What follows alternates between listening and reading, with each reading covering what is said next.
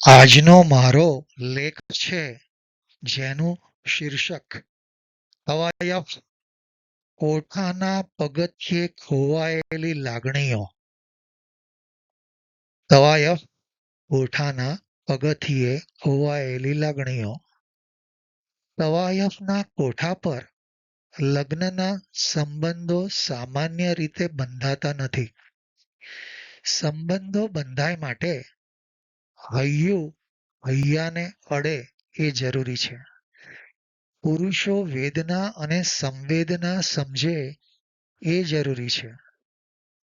આંખોની ગુફ્તગુ અને મનનો મૂંગો વ્યવહાર જરૂરી છે.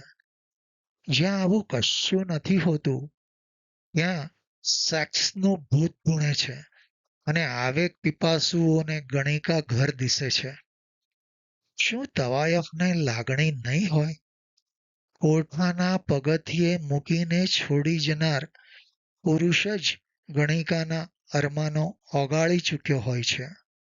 એ સ્ત્રીઓ નસીબદાર છે જે આજના કળિયુગમાં, જ્યાં કમસે કમ સપ્તપદીના ફેરા ફરી સમજુ પતિના ઘરે હરીઠામ થવાનું નસીબ પામે છે.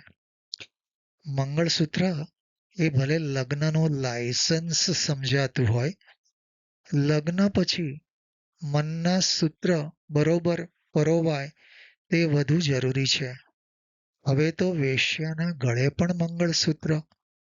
વેશ્યા જ્યારે દેવ દર્શને જાય છે ત્યારે હનુમાનજી કે શિવજી પાસે શું માગતી હશે?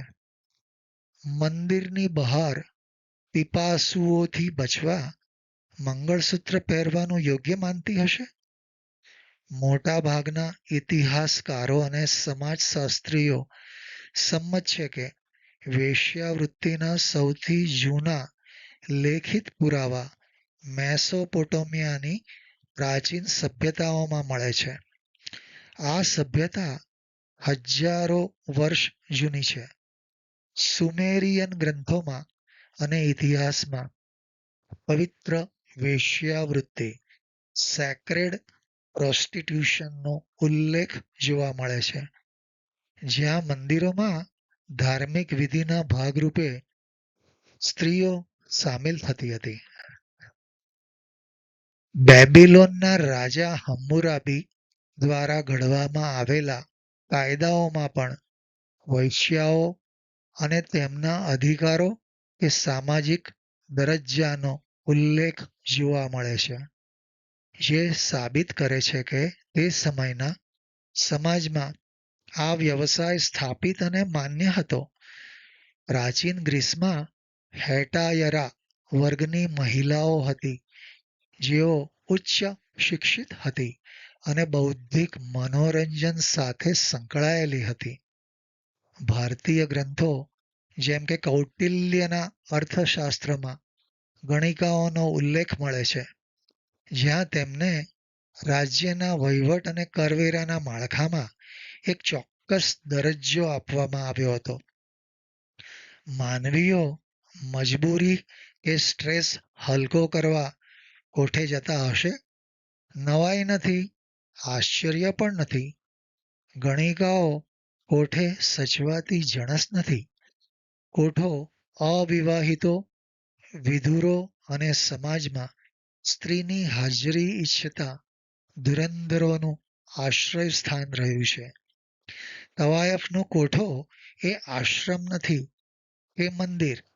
સુંદરતા અને આવેગો સમાવનાર જીવંત તવાયફની શોધમાં શોધાયેલું ટેમ્પરરી વિશ્રામ ઘર છે. શારીરિક સુખની શોધમાં જ્યાં સુધી પુખ્ત વયનો પુરુષ સ્ત્રીના સૌંદર્યની શોધમાં ભટકતો રહેશે, ત્યાં સુધી તવાયફનો કોઠો કહો કે વેશ્યાઘર કહો કે મંદિરની દેવદાસી માટેનું દેવાલય કહો, સંસારનો લય થતો નથી ત્યાં સુધી આ પ્રથા ચાલુ જ રહેશે. મિત્રો, તવાયફના કોઠે નિયમિત જનારો અને એક જ ગણિકાને ચાહનારો પ્રિયાંક જ્યારે ઝંખનાને પૂછે છે, ઉપભોગ કરી લીધો, તું ચાલ, હવે સંસાર શરૂ કરીએ સાથે. ઝંખના કહે છે, એક પીપાસુ મને કોઠાના પગથિયે મૂકીને તરછોડી ગયો હતો. તું મને કહે છે, સંસાર શરૂ કરીએ. ચાલ, તારામાં આંધળો વિશ્વાસ મૂકું છું. રહી સહી જિંદગીને બાંધી લેવા દે. તકદીર ફરીથી ધોખો આપશે તો કોઠાના પગથિયા ચડવા કરતા ઓગળી જવું પસંદ કરીશ. પ્રિયાંક કહે છે, એવું નહીં થાય. મિત્રો, નામ બદલ્યા છે. આ લખનારો બંનેને મળ્યો છે મુંબઈની નાયર હોસ્પિટલમાં. મિત્રો, આજનો આ મારો લેખ તમને જો ગમ્યો હોય તો જરૂરથી લાઈક કરશો અને સબસ્ક્રાઈબ કરશો.